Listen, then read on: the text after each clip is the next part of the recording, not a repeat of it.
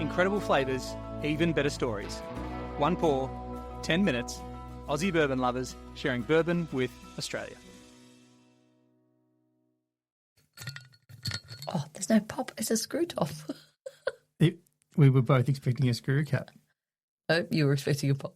But Wait, yeah, you're right. I was expecting a pop, and then you now turned to a screw cap. Now I'm confused. What are we drinking tonight, Dave? What a fun thing. So we're not even drinking a bourbon after all that confusion. This is a Tasmanian whiskey from Sullivan's Cove. It's not only a Tasmanian whiskey, it's like one of the Tasmanian whiskies. Sullivan's Cove is really well kind of known and much sought after. So this is exciting, isn't it? I think it's a bottle kill, Dave. Look at that. Well, it's going to be a bottle kill if you tip all of that in my glass. Oh, okay, all right. There you go. I'm not complaining. How delightful. Sullivan's Cove. Cheers. Cheers. Wow. So tell me, H, why did you choose for us to have a Sullivan's Cove? So for those of you playing along at home, can I just run through they've got a little birth certificate, these bad boys on them. So this one's the TD0275. It's bottle 162 of 253. It was bottled in... Filled on the 5th of May, 2008. I know, so long ago. What was I doing 5th of May? We're engaged. I was at uni. And then it was decanted on the 16th of November in 2022. So it's 14 years old, or 14 years in the barrel. Yep. 48%. So it's going to be 96 and it's from proof. Sullivan's Cove in Tasmania. And I picked it tonight because this week is Tassie Whiskey Week. And being Aussie bourbon lovers, I know it's not bourbon, but we wanted to do a shout out to all the great Tassie whiskies that get made and say Happy Tassie Whiskey Week. Exactly. Happy Tassie Whiskey Week to everyone down in Tassie doing this thing. And Tassie, for those, people not from Australia, Tasmania is like our whiskey region. There's whiskey made all over the country, but kind of one of the places that a lot of whiskey is made in Australia is Tassie. Yes, it's got a great climate for making whiskey. It's nice and cold down there. Yep. And yeah, we've had the privilege of touring some of those little distilleries and checking out what they do, and it's pretty cool. Yeah. All right, what are you getting on the nose, H? Oh, definitely like that harvest. Getting the grains. Like I'm stepping off my dad's tractor. The barley. Yeah. So this is a single cask American oak, and it's a second fill. So this is the thing that it's American oak. So let's assume that's a bourbon barrel. I'm 90-something% sure it's a bourbon barrel. I know they do some of their ones in bourbon barrels. Well, they just do a straight, kind of a straight bourbon barrel. It's a straight immediate fill. This one, I'm pretty sure they take the barrel and they recondition it. Wait, I didn't let you answer the question. What are you getting on the nose? I was getting like the grains, like it's sweet. It's like it's sweet to the nose, and it's like that fresh, just stepping off the header and the freshly cut grass, kind of really nice but sweet smell. Like fresh fruit or something? It's like I'm getting some like interesting... Yeah, I'm just getting like sweet grain, like... It's definitely a single malt, like it's not a bourbon. No vanillas or caramels that you that I wanted. And have a look, can I just call out that colour? So that's 14 years old. Yeah, and it's very... Looks like a Chardonnay. Yeah, like a white wine kind of look. Yep. But 14 years in a barrel. Can you imagine a bourbon 14 years in a barrel looking like a Chardonnay? Just wouldn't happen. And why is that, H? Why wouldn't that happen? That's delicious. Well, the colour, this is not new. They've used this. This is the second fill, so it's like they've used the barrel and then used it again. So there's not going to be as much colour in there because so much of the colour from bourbon comes from the barrel. The colour comes from the barrel. I'm getting a lot of honey. It's like a mouthful of honey. Yeah. Really delicious. Really delicious. I'm sad that we emptied the bottle now. You just tipped it all in my glass. I'm kind of happy about that now. That's great. And you've toured a lot more of the Tassie distilleries than me, Dave, because you went down there and checked them all out. What made Sullivan's Cove extra special for you? Okay, Why did you bring back a bottle of this one? Well, straight up and down, Sullivan's Cove won the world's best single malt. I think it was 2014 or something. So, and it put Tassie whiskey on the map. It's kind of like that moment when they win world's best single malt. Everyone kind of goes, "What is Tasmania?" And the whole world goes, and where is Tasmania? What is this thing? Yeah.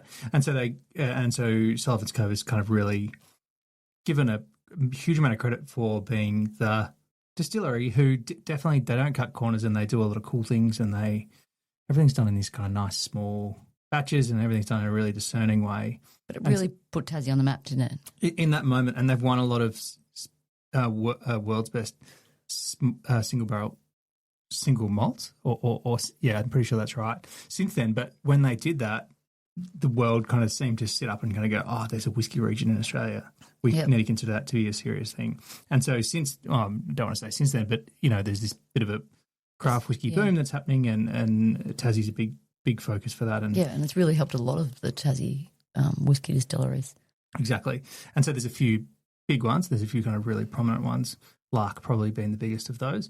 But there's a few things that are really interesting to me about what happens in Tassie whiskey that are different to what happens in bourbon. Yeah, well, because they're not your traditional like Scottish or Irish whiskey, and they're not your American whiskey. They're kind of trying to do their own thing. Right. And so there are some distinct things. But compared with a bourbon, do you know what the main – well, there's a lot of differences, but – it's not made in America. It's not made in America. Can you rattle through a few things? It's not corn. Definitely not. It's single malt. What else, Dave? Correct. It's distilled in a pot still.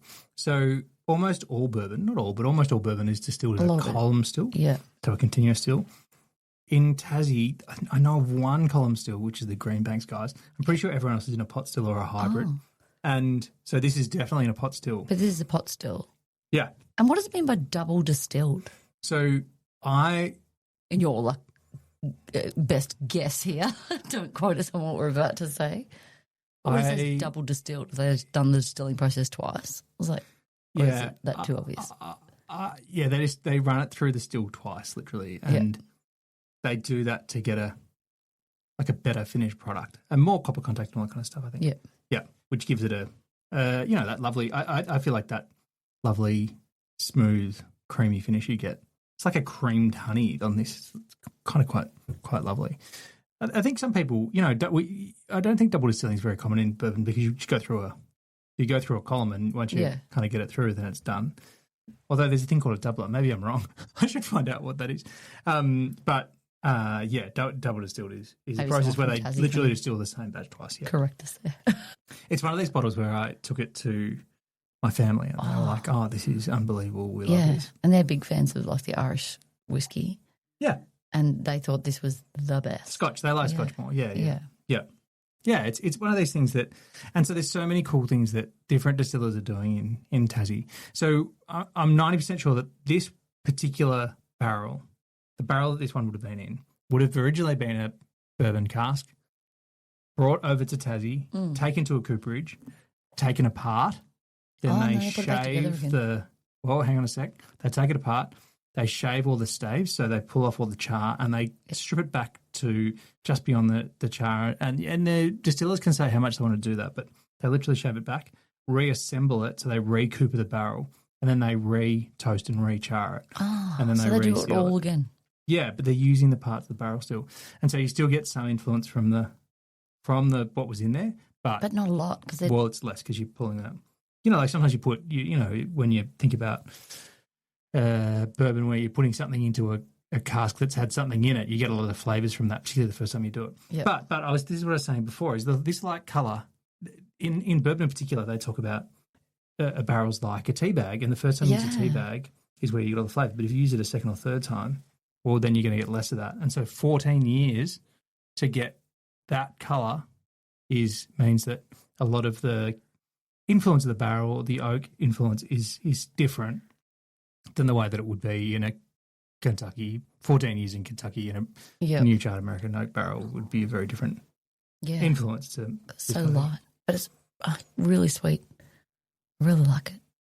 Yeah, absolutely. And Tassie has a special place in your heart? It does. We kind of go to Tassie once a year for a little parent retreat, get away from the kids, break. It's lots of fun. Children. Leave them in good care and go away for the weekend. And I always feel like, I don't know, I know it's the state next door, but it feels, you get on an aeroplane and cross the ocean and I feel like, you're somewhere really special. A lot of heritage and history and delicious whiskey and good food and get to hang out with you. I highly recommend Tassie. Is a great place to go. Absolutely. And when you're down there, hit up a distillery or two. There's lots of good ones. We've talked about Old Kempton once before on the podcast, which is still not a bourbon.